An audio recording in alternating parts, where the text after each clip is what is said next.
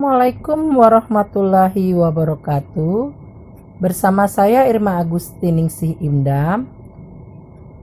Saat ini kita akan membahas pola aliran bahan, yaitu pengertian aliran pemindahan bahan adalah aliran yang diperlukan untuk memindahkan elemen-elemen produksi, yaitu bahan baku atau material, orang, part, dan lain-lain, mulai dari awal proses dilaksanakan sampai akhir proses menurut lintasan yang dianggap paling efisien. Produktivitas yang tinggi akan dapat diperoleh dengan cara mengatur aliran proses produksi secara efektif dan efisien. Selanjutnya, 3 tahapan aliran bahan. Yang pertama adalah gerakan perpindahan semua elemen atau material dan part mulai dari sumber asalnya menuju pabrik yang akan mengelolanya. Tahapan yang kedua adalah gerakan perpindahan dari material atau part di dalam dan di sekitar pabrik selama proses produksi berlangsung. Tahapan ketiga adalah gerakan perpindahan yang meliputi aktivitas distribusi dari produk jadi atau output yang dihasilkan menuju ke lokasi pemesan atau konsumen. Selanjutnya kita akan membahas keuntungan perencanaan aliran material.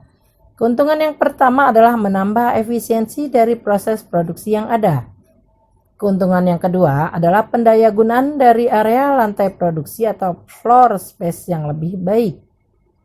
Yang ketiga, keuntungannya adalah aktivitas-aktivitas pemindahan material akan berlangsung secara lebih sederhana.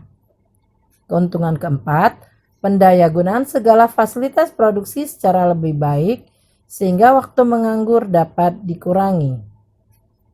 Yang kelima, keuntungannya adalah mengurangi waktu pengerjaan dan in-process inventory. Keuntungan yang keenam, pendayagunaan tenaga kerja secara lebih efisien. Keuntungan yang ketujuh atau berikutnya adalah mengurangi kemungkinan terjadinya kerusakan dari produk yang dihasilkan. Kemudian yang kedelapan adalah mengurangi jarak perpindahan material dan juga kemacetan dalam lintasan produksi. Keuntungan kesembilan yaitu memudahkan aktivitas supervisi, menyederhanakan pengawasan, dan mempermudah proses pemindahan. Keuntungan yang ke-10 atau yang terakhir adalah mengurangi terjadinya kecelakaan saat operasi berlangsung. Pola aliran bahan yang pertama yaitu straight line atau bentuk garis lurus. Itu bentuk yang digunakan jika proses produksi yang dilakukan relatif pendek, sederhana, dan hanya menyangkut beberapa komponen saja atau beberapa peralatan produksi. Ini kita lihat contoh garis lurus. Ini stasiun kerja pertama ke stasiun kerja kedua, stasiun kerja ketiga, dan stasiun kerja keempat. Ini membentuk garis lurus atau straight line. Nah, keuntungan pola aliran bahan garis lurus ini adalah yang pertama jarak yang pendek antara dua titik, yang kedua proses atau aktivitas produksi berlangsung sepanjang garis lurus, yaitu dari mesin nomor 1 sampai mesin nomor terakhir. Yang ketiga, jarak perpindahan bahan secara total akan kecil karena jarak antara masing-masing mesin adalah sependek-pendeknya. Kemudian pola aliran bahan yang kedua itu adalah bentuk esep atau bentuk zigzag. Nah, bentuk yang digunakan itu jika proses produksi relatif lebih panjang dari ruangan yang digunakan, sehingga untuk memperoleh aliran yang lebih panjang maka dibuat aliran berbelok-belok. Kita lihat gambarnya ini dari stasiun kerja pertama sampai kerja stasiun yang terakhir. Ini membentuk huruf S atau disebut juga zigzag. Pola aliran bahan yang ketiga adalah U-shape atau bentuk U, yaitu bentuk yang digunakan jika diharapkan produk jadinya mengakhiri proses pada tempat yang relatif sama dengan awal proses karena alasan-alasan tertentu. Misalnya keadaan fasilitas transportasi, pemakaian mesin bersama, dan lainnya.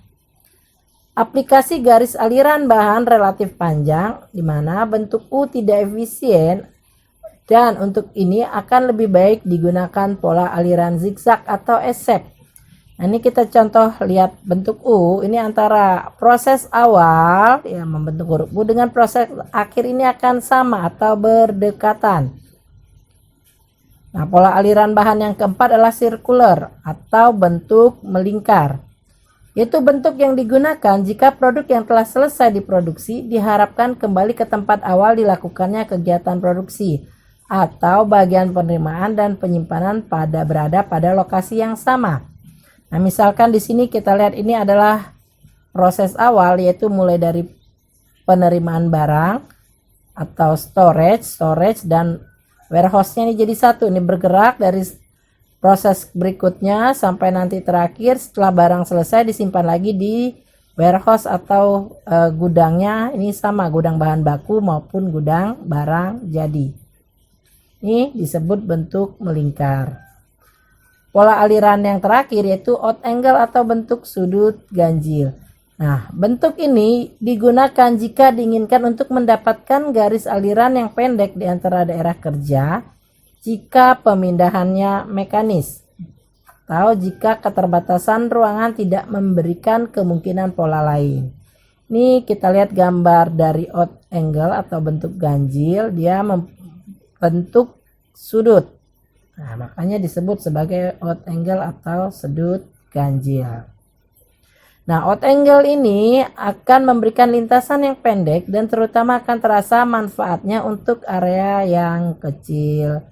Nah, untuk pola-pola ini atau pola aliran bahan ini lebih baik digunakan jika atau untuk kondisi-kondisi bila mana tujuan utamanya adalah untuk memperoleh garis aliran yang produk di antara satu kelompok kerja dan area yang saling berkaitan. Yang kedua, bila mana proses pemindahan dilaksanakan secara mekanis. Yang ketiga, bila mana keterbatasan ruangan menyebabkan pola aliran yang lain terpaksa tidak dapat ditetapkan. Dan yang terakhir adalah bila mana dikehendaki adanya pola aliran yang tetap dari fasilitas produksi yang ada.